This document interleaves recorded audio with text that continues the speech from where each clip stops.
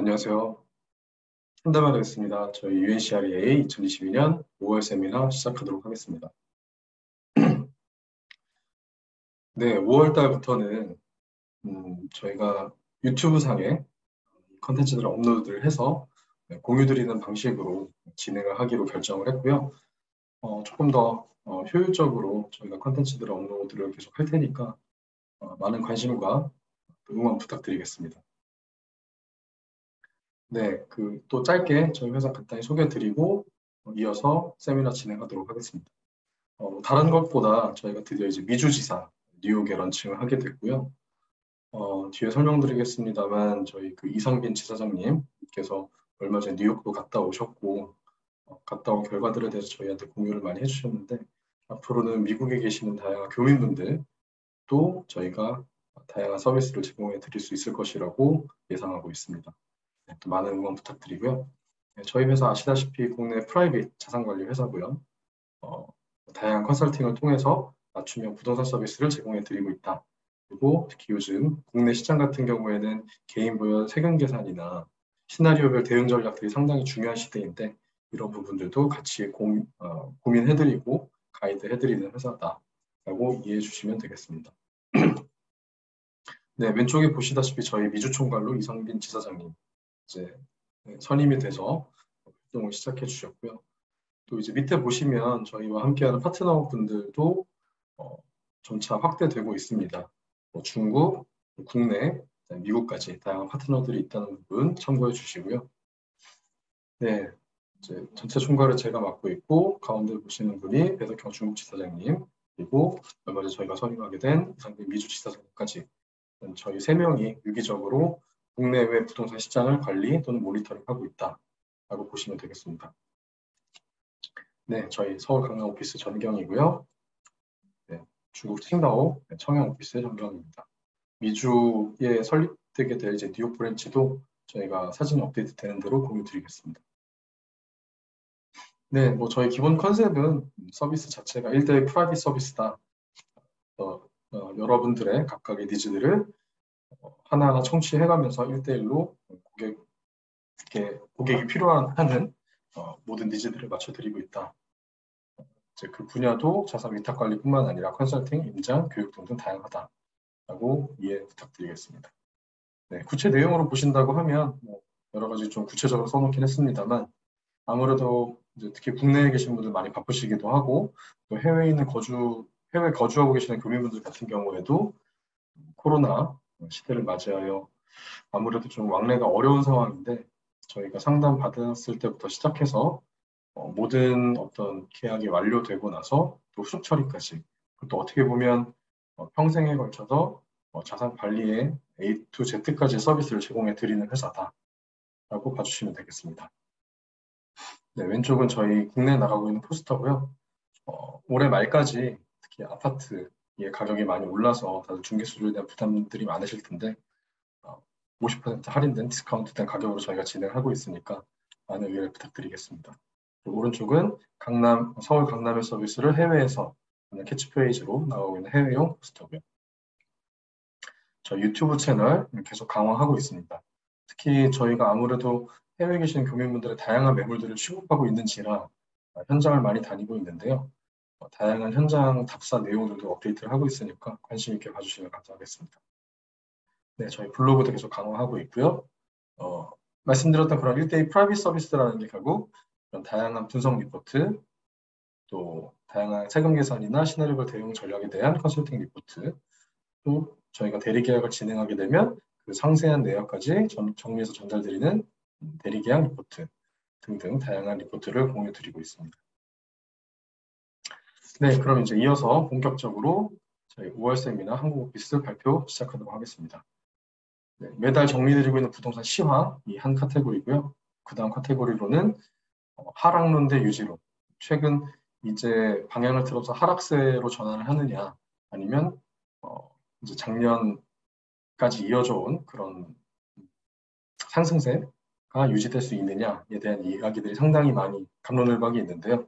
그 부분들을 좀 각각의 주장에 대해서 정리하여 여러분들께 공유 드리도록 하겠습니다. 네, 그 한국부동산원 시황 기준으로 5월 4주 주간 아파트 가격 동향 매달 전달드리고 있는데요. 치로 보시면 일단 거의 뭐 보합세긴 하나 또 일부 하락세를 기록하고 있다. 특히 매매 가격도 0.01% 하락, 전세 가격도 0.01% 하락을 기록하고 있습니다. 네, 보시면 전국이 그렇고 특히 수도권 네, 이 안에는 뒤에 설명드릴 인천이 좀 숫자적으로 영향을 많이 끼치고 있다고 보시면 될 것 같고요. 그 지방이나 서울은 보합세를 유지하고 있다. 전세 가격 지수도 거의 동일한 형태로 약보합세를 보이고 있습니다. 그리고 밑에 이제 그 전체적인 변동률 추이를 보시면 거의 연말, 작년 말 이후로는 평탄하게 그래프가 지금 이어지고 있는 모습을 보실 수 있는데요. 여기서 꺾일 것이냐, 유지가 될 것이냐, 아니면 오히려 상승할 것이냐, 기로에 놓여져 있는 5월 달이었다고 보시면 되겠습니다. 네, 좀 더 구체적으로 보시면 수도권은 하락폭을 일단 유지를 했고요. 전주 대비해서. 서울은 보합세를 유지를 했고 지방도 마찬가지로 보합세를 유지를 하고 있습니다. 이제 수도권 같은 경우에 전세도 마찬가지로 하락폭은 유지가 되고 있습니다만 약 다소 축소가 됐고요. 서울은 오히려 하락 전환을 했습니다. 지방도 하락 전환을 했고요. 지도에서 보시다시피 세종, 대구 이런 지역들 여전히 안 좋은 모양새 보여주고 있고 인천 마찬가지고요. 전세도 인천, 특히 인천 같은 경우에 서구 쪽에 신규 입주 물량들이 많아지다 보니까 특히 전세 가격 지수가 많이 떨어지고 있는 모양을 보이고 있습니다. 세종과 대구 마찬가지고 반대로 매매나 전세 가격 지수 보신다고 하면 강원, 그다음에 충북, 경남, 제주 이런 지역들이 다소 강세를 보이고 있다라고 숫자를 보실 수 있습니다. 네, 그 아무래도 좀 주요 지역의 아파트 매매 가격 지수에 대한 변동률도 보시면 더 도움이 되실 것 같은데요. 아까 말씀드린 서울 전체로 보면은 보합세입니다만 강북은 마이너스, 강남은 플러스, 네, 경기, 인천은 조금 더 큰 폭의 마이너스. 보시면 이제 서울 같은 경우에는 입지 여건이 양호하고 또 개발 호재가 있는 일부 고가 지역은 상승세를 이어갔습니다. 이런 지역들은 강남, 그다음에 용산 정도가 됐다고 보시면 됩니다. 하지만 전체적으로 보시면 금리 인상 우려, 전세가 안정, 매수 심리 위축으로 약세를 보이면서 5월 3주 내내 연속으로 보합을 이루고 있습니다. 이제 인천의 경우는 연수구, 그다음에 서구, 그다음에 부평구 등 대단지 위주로 하락을 하고 있고요. 이 거래 심리가 위축되고 관망세 보이면서 하락세를 지속하고 있습니다. 경기도의 경우에는 직주 근접 수요 지역 이천 같은 경우 예를 들면 이제 이천 같은 경우에 물류센터가 계속 이제 지어지고 있고 유동인구가 계속 늘어나고 있는 도시죠. 그다음에 일기 신도시 규제 완화 기대감이 있는 지역 일산 동구, 분당구, 부천 이런 지역은 상승했습니다만 그 외 나머지 지역은 모두 전체적으로 매물이 적체되면서 하락을 하고 있습니다. 네, 변동 지역 분포 추이 보시면 그래도 일단 상승의 포지션이 그래도 조금 더 우위한 상황입니다. 네, 전세 가격 지수로 보신다고 하면 마찬가지로 강북 마이너스, 강남 보합, 경기 보합, 인천이 꽤 마이너스. 뭐 아무래도 전세도 좀 매매 가격과 비슷한 동향을 보인다고 보시면 되고요. 특히 이제 5월 같은 경우는 계절적 비수기거든요. 계절적 비수기인 부분, 또 대출이자 부담, 월세를 수요 이전 등 이런 관망세를 보이는 가운데 물량 부담 있는 지역 위주로 하락 전환을 하고 있습니다. 인천, 경기 비슷한 경향성을 매매 쪽과 비슷하게 보여주고 있습니다. 네, 그 민간 업체 KB 부동산 시황도 한번 또 비교해서 보시겠습니다. 5월 4주 주간 아파트 매매 가격 동향이고요. 숫자가 조금 차이가 있죠. KB 부동산 시황 기준으로는 전국은 플러스 0.04%, 서울 0.05%, 수도권 0.01%를 기록하고 있고 우리 광역시는 0%를 기록하고 있습니다. 뭐 일단 뭐 어쨌든 강한 상승세는 일단 없는 상황이고요. 보합 또는 강보합세 정도다라고 보시는 게 맞겠습니다. 숫자로 보시면 또 아파트, 그러니까 주요 아파트 매매 가격의 서울 구별 변동률을 보시면 용산이 두드러지게 좀 높아져 있고요. 양천구, 금천구, 관악구, 동대문구 이슈가 있는 지역들 위주로 상승세를 유지하고 있습니다. 경기 같은 경우에는 앞에 이미 부동산원 시황에서 말씀드렸습니다만 이천이 두드러지게 상승세를 좀 보이고 있고요. 그 외에 고양, 일산 동구, 일산 서구도 상승세를 보여주고 있습니다. 그다음에 전국 시도별로 보시면 네, 아까 부동산원 시황과 비슷하죠. 강원, 전북, 광주, 경남, 경북 등이 플러스권에 있습니다. 전세 가격 동향 보시면 거의 비슷합니다. 0.03%, 서울 0.06%, 수도권 0.05%, 하지만 고객광역시는 마이너스 0.05%의 전세 가격 동향을 보여주고 있고요. 이렇게 그래프로 보시면 고객광역시가 하락폭이 두드러지는 걸 보실 수 있고요. 전국 시도별 전세 가격 보시면 아까 그 매매와 거의 비슷하죠. 강원, 전북, 그다음에 울산, 경북, 또 제주포까지, 제주 서귀포까지 전세 가격은 플러스권에 있습니다. 그다음에 서울 구별로 보시면 종로, 영등포, 영산, 도봉, 광진 등이 좀 플러스권에 있고요. 제가 살고 있는 교외입니다만 용인 처인구, 이천, 수원, 관저구, 오산, 덕양구 정도가 상승률 상위 지역에 포진해 있습니다. 뭐 이미 수개월째 말씀드리고 있는데 올해 내내 매수자는 매우 적고 매도자 문의가 많은 상태는 계속되고 있습니다. 이러한 영향은 아무래도 3월 대선, 그다음에 5월 새 정부 취임, 그리고 6월 1일 지방선거까지 다양한 정치적 이슈들이 계속 어떻게 보면 시장의 방향성을 못 잡게 만드는 요인으로 작용했다고도 보실 수 있을 것 같아요. 뭐 당연히 이제 숫자 자체로는 매수자가 적기 때문에 매수 우위 지수에서 매수자가 더 우위에 있는 것도 맞긴 합니다만 그렇다고 매도자가 가격을 내리고 있지는 않습니다. 문의가 많은 것은 맞습니다만 여전히 그 정치적인 이슈들과 함께 대외적인 여러 가지 리스크 부분들이 시장의 불안성을 가중시키면서 매수자도 매도자도 결정을 미루고 있는 상황으로 보여집니다. 네, 기사를 조금 더 보시면 지금이 얼마나 또 혼란스러운 부동산 시장인지 보시게 될 수 있을 것 같고요. 4월 주택 매매량 그래도 9.4% 증가했습니다. 앞에 설명드렸던 이런 데이터를 보시면 사실 4월 달까지, 4월 전까지, 4월 초까지만 해도 거의 거래가 없었었고요. 이제 4월 들어서 그나마 금매 위주로 좀 거래가 늘어나긴 했습니다. 네, 또 일시적 2주택자 얼마 전에 발표가 됐죠. 취득세 중과 배제를 2년 연장한다. 기존에 1년이었던 것을 2년 연장함으로 인해서 일시적 2주택자도 급하게 1년 내에 기존에 거주했던 주택을 팔아야 되는 그런 부담감은 좀 덜게 됐습니다. 그리고 전월세 신고제 계도 기간은 정부가 바뀌면서 1년이 더 연장이 됐고요. 네, 저도 뭐 공인중개사무소 운영을 하고 있습니다만 뭐 다들 너무 어려워하십니다. 역대급이 아니죠. 정말 이미 문 닫고 있는 곳들 많고요. 특히 지방에 제가 최근에 지방 대구, 세종들 많이 다니고 있는데 이미 닫은 중개사무소가 엄청나게 많고요. 거래가 상당수 급감하면서 정말 뭐 작년 말 올해 초에는 한 10분의 1로 급감을 했거든요. 지금 한 5분의 1 정도 수준이고요. 뭐 수입이 없을 수밖에 없는. 그리고 다행히 저희는 다른 좀 특수시장 해외 교민분들과 이제 이런 1대1 프라이빗 서비스를 제공드리다 보니 그래도 꾸준하게 오히려 거래가 늘고 있음에 감사할 따름입니다. 이 자리를 빌어 다시 한번 감사를 드리겠습니다. 네, 평생 집 못 살까봐 빚내 샀는데 소득 12% 오를 때 이자 52% 뛰어. 네, 아무래도 특히나 20, 30대 또 뭐 40대까지 최근에 주택을 구매하신 분들은 상당한 좀 부담이 있다고 생각이 들고요. 이자가 지금 급속도로 올라가고 있죠. 이제 금리가 오르는 만큼 원리금 상환 금액이 상당히 늘어나고 있는 상황입니다. 네, 서울 아파트 매물 6만 건, 사라진 매수세 거래 절벽 계속. 네, 거래 절벽 있습니다. 지금 이미 반년 넘게 이어지고 있고요. 하지만 매도자가 급하게 가격을 내리고 있지는 않고 있다.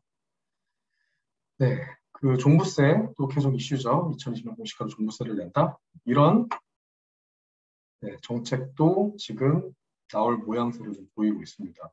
종부세에 대한 부담들이 많다라는 소리가 많다 보니 정부가 바뀐 김에 공시가를 2020년으로 적용한다라는 얘기도 얼추 나오고 있습니다.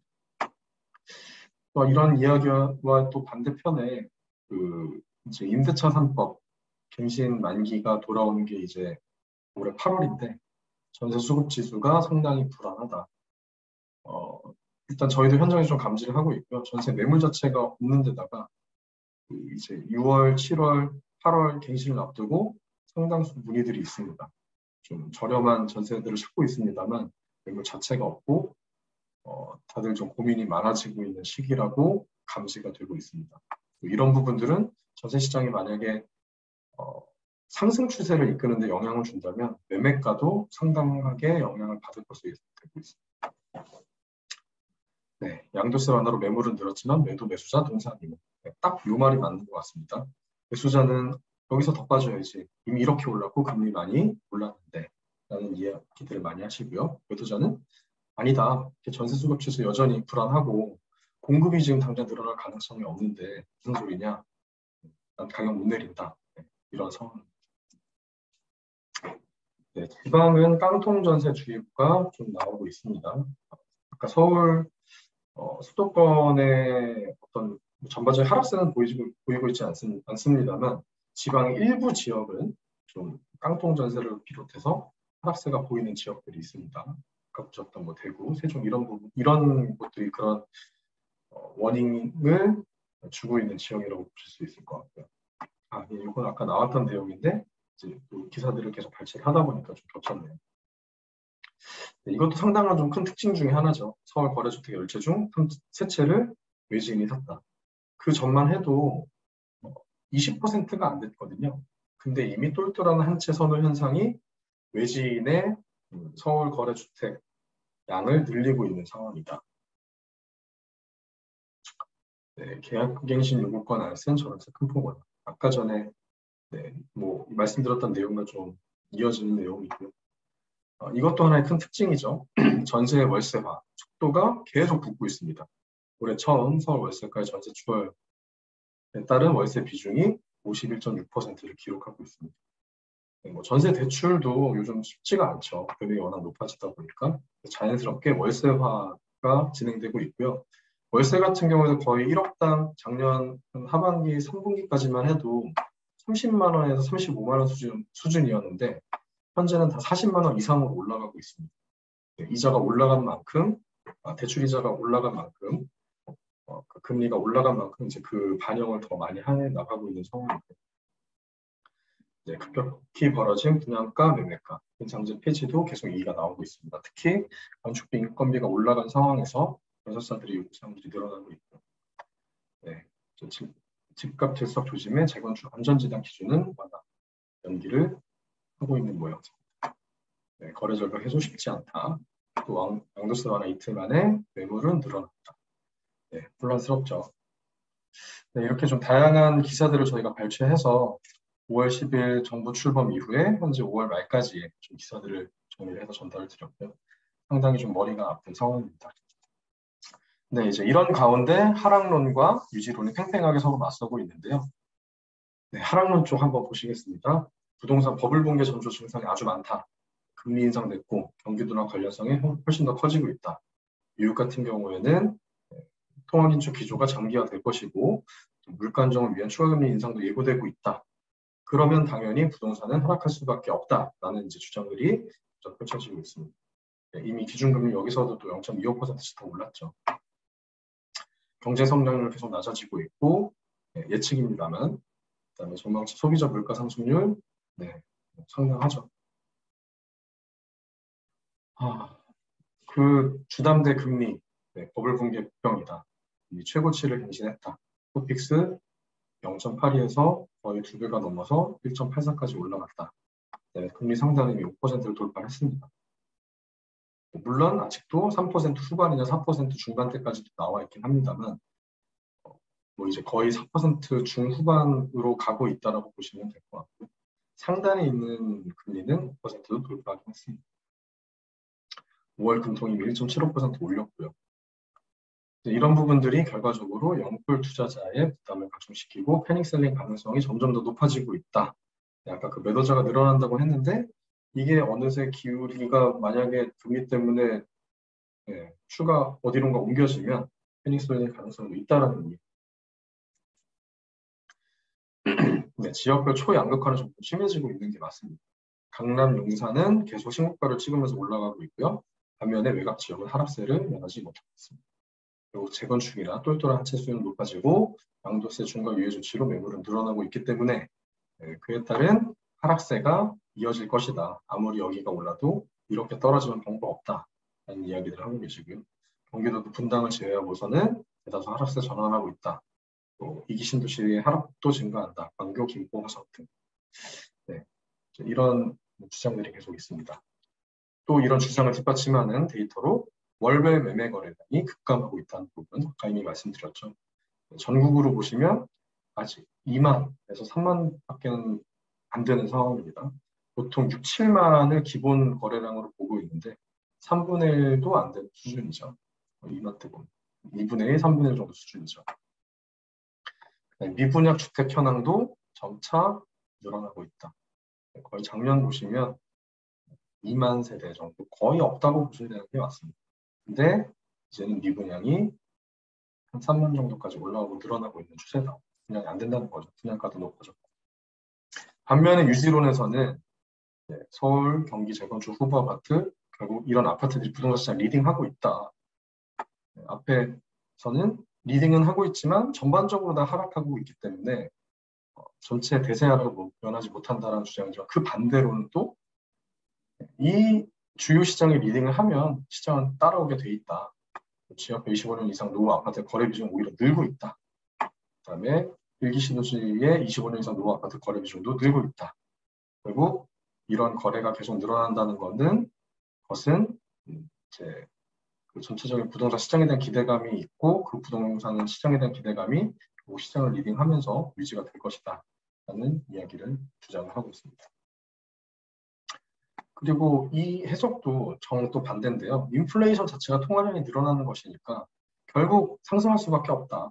통화량 증가, 경제 발전이라는 부분은 결국 장기적 관점에서 부동산 시장의 상승 동력이 되고 있다는 부분이다.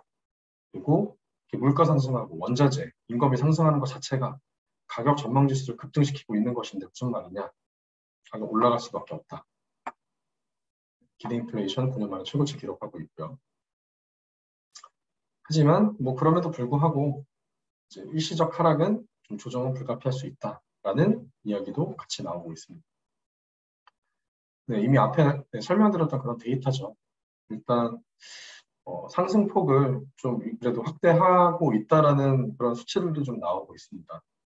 네, 상승 전환하고 있다라는 수치들도 일부 나오고 있고 네, 아직은 좀 유지론에 또 무게를 두는 분들이 있습니다. 똘똘한 한 채 갈아타기 선호도 확산으로 이제 이런 부분들이 결과적으로 서울 주택 공급 부족 현상이 지속되는 가운데 가격을 리딩해 나갈 것이다. 3% 넘었죠. 상반기 분양 계획도 점차 줄어들고 있다. 그래서 분양 지연되는 부분들까지 결국 유지론에 힘을 실어주고 있다는 이야기입니다. 네, 이렇게 해서 전체적으로 5월달 부동산 시황과 나름대로 SNS나 기타 기사들을 저희가 리뷰하면서 정리드린 부동산 유지론, 그다음에 하락론에 대해서 설명을 드렸고요. 이제 6월 1일 지방선거를 기점으로 해서 어떻게 보면 좀 시장의 방향성과 어떤 매수 매도자 또는 임대인, 임차인 간의 줄다리기의 어떤 방향이 같이 다 결정될 것이라고 좀 예상을 하고 있고요. 또 저희가 실시간으로 모니터링하면서 1대1 상담, 이런 세미나를 통해서 실시간 정보들을 공유드리도록 하겠습니다. 네, 시청해주셔서